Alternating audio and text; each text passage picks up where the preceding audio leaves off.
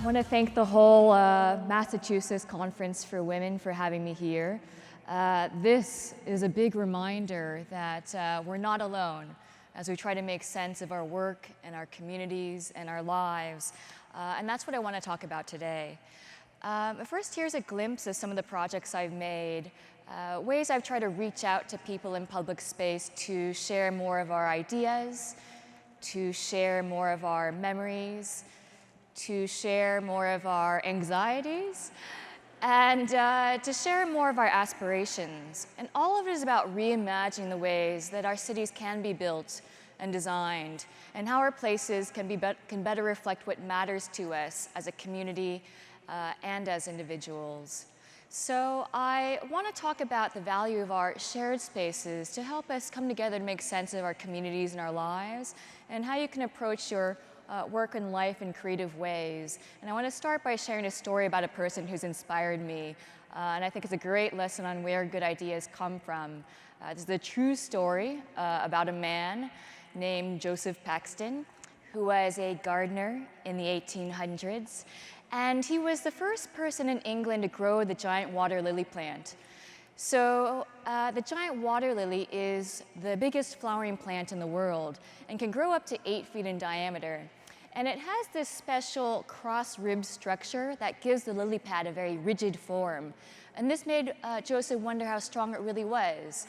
So he put his child on it, and it still floated. But he didn't stop there. He somehow found other people's children and loaded them onto the lily pad too, and discovered it could support a whopping 5 kids.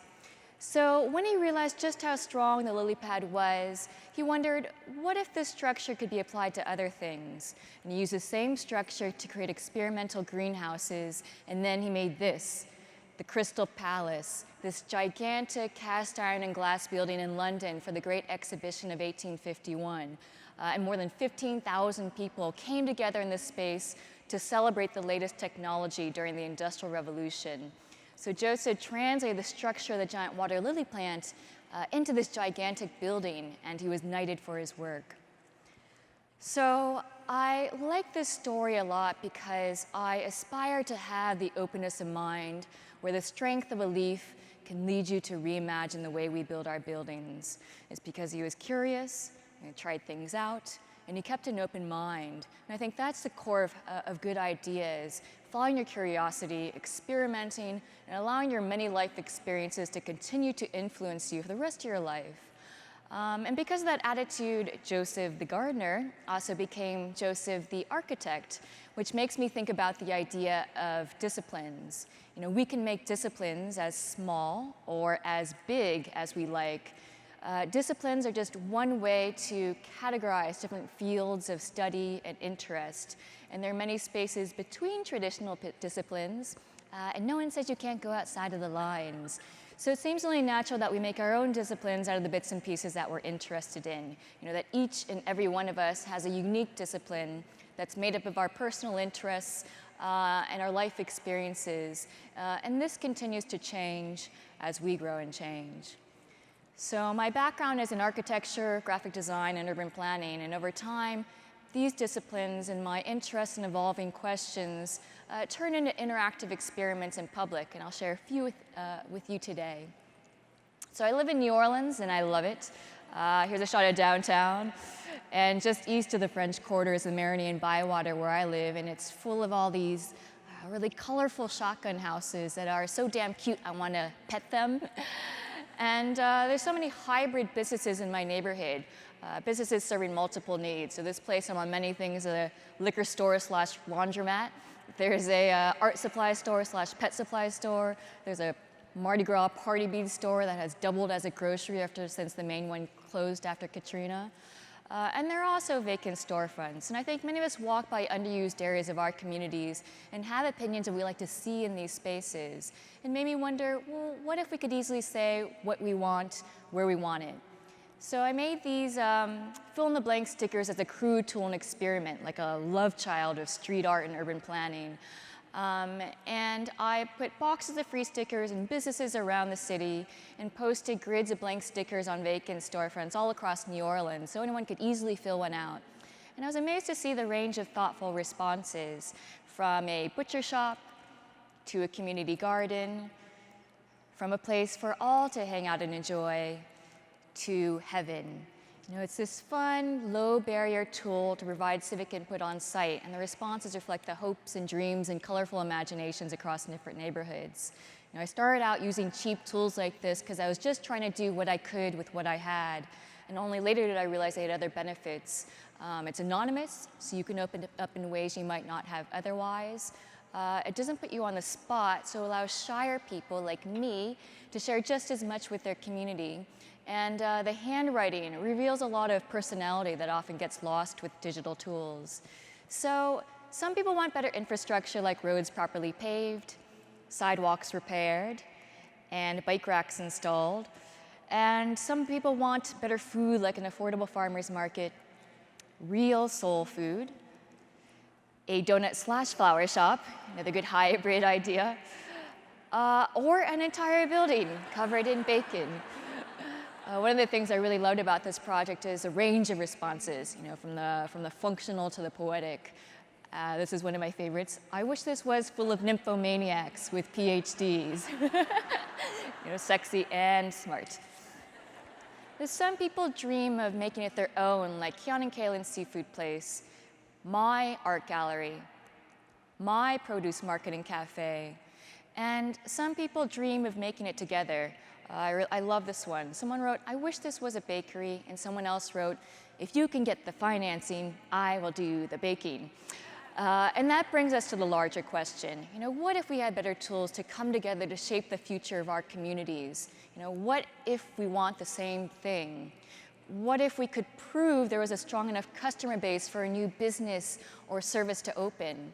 So my friends Dan and T. Parham and I, we created this tool called Neighborland to take this idea a few steps further.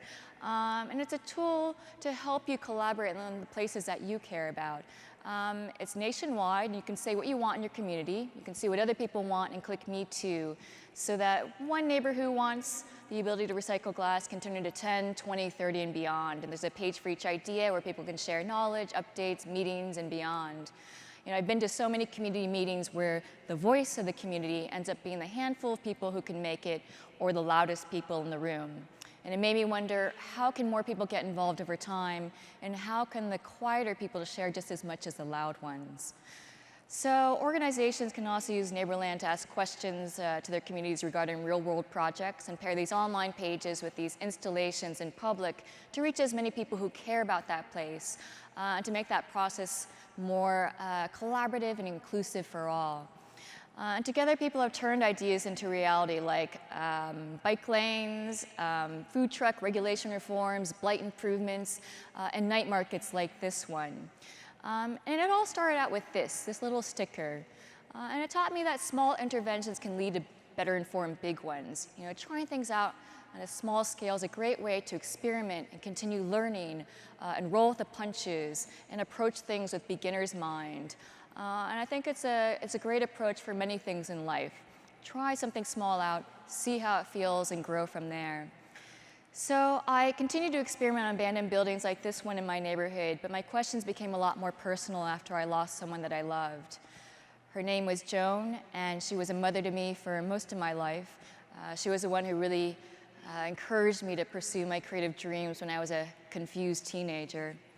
And her death was sudden and unexpected, and there were still so many things that she wanted to do. And I went through a long period of grief and depression. And with time, I felt gratitude for the time we had together, and I found a lot of clarity in my own life by thinking about death so much. You know, I think it's easy to get caught up in the day-to-day and forget what really matters to you. So I wanted a daily reminder, and I wanted to know what was important to the people around me. So after getting permission from the property owner and my neighbors, I made this homemade stencil that said, "Before I die, I want to." And with help from old and new friends, I painted the side of this crumbling house with chalkboard paint and stenciled it 80 times with this prompt. So anyone walking by could pick up a piece of chalk, reflect on their lives, and share their personal aspirations in public. Again, it was all an experiment, and I didn't know what to expect, I thought, well, because it was cheap to make, it's no big deal if it doesn't work out. Well, by the next day, the wall was entirely filled out and it kept growing. And people's responses made me laugh and cry, and they consoled me during some of my toughest times. I understood my neighbors in new and enlightening ways. And I think most importantly to me, I saw that I'm not alone as I'm trying to make sense of my life. Now, the wall in New Orleans was up for most of 2011 and ended for the happiest of reasons. A new owner bought the property and the house became a home again. But that wasn't the end of the project. I posted some photos online and then it just spread. And my inbox blew up with messages from people around the world who wanted to make a wall with their community. So I made a website with free resources and step-by-step guides. And today, thanks to passionate people around the world, there are over 1,000 Before I Die walls in over 70 countries. And it has been one of the greatest experiences in my life to see this little experiment grow into this global project. And thanks to the Massachusetts Conference for Women family, they've created a Before I Die wall here at the conference. And so I hope you share on it today. To help stir your mind as you're thinking about it, I'd like to share a few photos of these walls around the world and some things people wrote on them. Before I die, I want to organize 1,000 exhibitions. Before I die, I want to become a real businesswoman. Before I die, I want to be accepted by my parents. Before I die, I want to be a stripper and a nun at the same time. Before I die, I want to master the trumpet. Before I die, I want to see where my grandma grew up. Before I die, I want to hold her one more time. Before I die, I want to stop being afraid. These public walls are like this honest mess. They're a big, honest mess of the longing and pain and joy and insecurity and gratitude and fear and wonder that you find in every community. Everyone, all of us, we're all going through challenges in our life right now, and there's great comfort in knowing that you're not alone. But it's easy to forget this because there are a lot of barriers to opening up. And while those barriers remain, it's easy to forget the humanity and the people around us and become impersonal and even adversarial. During one of my gloomiest periods of existential confusion, I found a lot of comfort in a book called The Middle Passage by James Hollis. And he said, "In the end, we are only tiny, frightened animals doing our best to survive amid other tiny, frightened animals." And that may sound a little grim, but it always consoles me. I return to this sentence when I lose perspective, and it's something that I remember when I consider our communities, whether that's our neighborhood communities, our workplace communities, our cultural communities, and beyond. Our personal anxieties extend into our public life, and many of the conflicts in our communities come from a lack of trust and understanding. And over time, I realized that this personal, anonymous prompt, it offers this gentle first step towards honesty and vulnerability in public, which can lead to trust and understanding. And these are essential elements for a more compassionate society, which can not only help us make better places together, but can help us become our best selves. Death is something that we're often discouraged to talk about or even think about. You bring it up and people often say, "Don't go there, it's too sad," or "You don't need to think about it until you're older." Well, none of us know how much time we have left. It's easy to postpone our deepest needs. It's easy to take the people we love for granted. And I think it's far too easy to neglect our relationship with ourselves. I think it's been interesting to me to see some of the organizers of these walls change the wording to avoid the word die, even though it points to the same idea. And I think it's very revealing about our cultures. We have a lot of word voodoo around death. When we develop our own comfort talking about death and grief, we help change the culture around it from one of death denial to one where we encounter death in a way that compassionately prepares us as a community and as individuals and helps us live life to the fullest. And I'm happy to share that the Before I Die book is out now. It's a celebration of these walls around the world and the stories behind them, and like communal inspiration to help stir your mind about the things that matter most to you as you grow and change. And I'll be signing books after this talk, so please stop by if you're interested. Now, I've been thinking about the passages of life. In different stages, our calling evolves and grows. As children, our calling is to play. Then we take in the world, we absorb and explore and experiment. In the next stage of life, we try to become independent, follow our dreams, make a living, be a part of society. And then nurture our family and relationships, balance work and the other parts of our lives. But our journey doesn't end there, and we continue to learn and grow throughout our entire lives as much as we allow ourselves.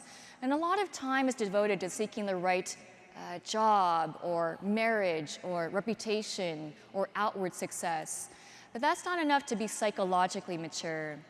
And I think in the second half of life, the question now becomes, who now apart from your roles are you? And do you have the courage to deconstruct your identity, your neuroses, your urges, your fears, anxieties, and confusions, and explore what you need to explore to grow into your fully realized, ever-evolving, genuine self? Like this project, I spent a month living in Las Vegas where I was artist in residence at the Cosmopolitan. And as I say, what happens in Vegas stays in Vegas. I thought, well, what if we could share safely?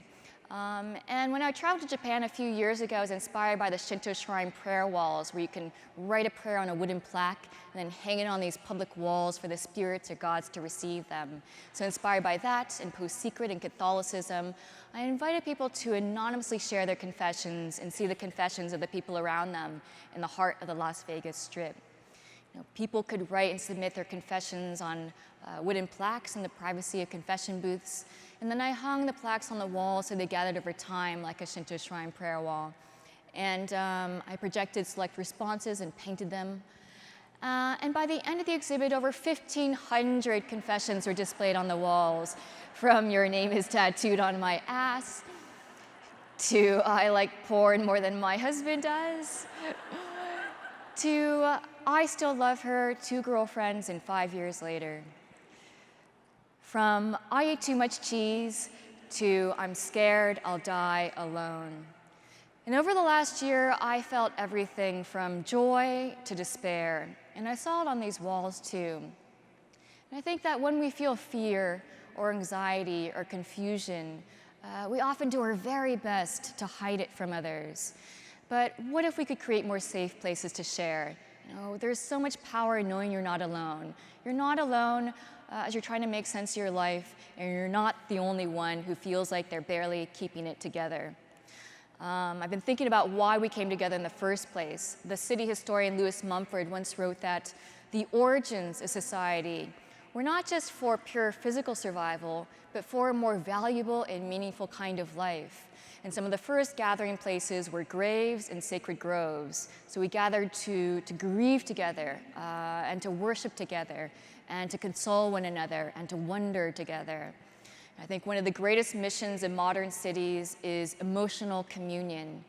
And I think our public spaces play a profound role in that, to help us make sense of the beauty and tragedy of life with the people around us.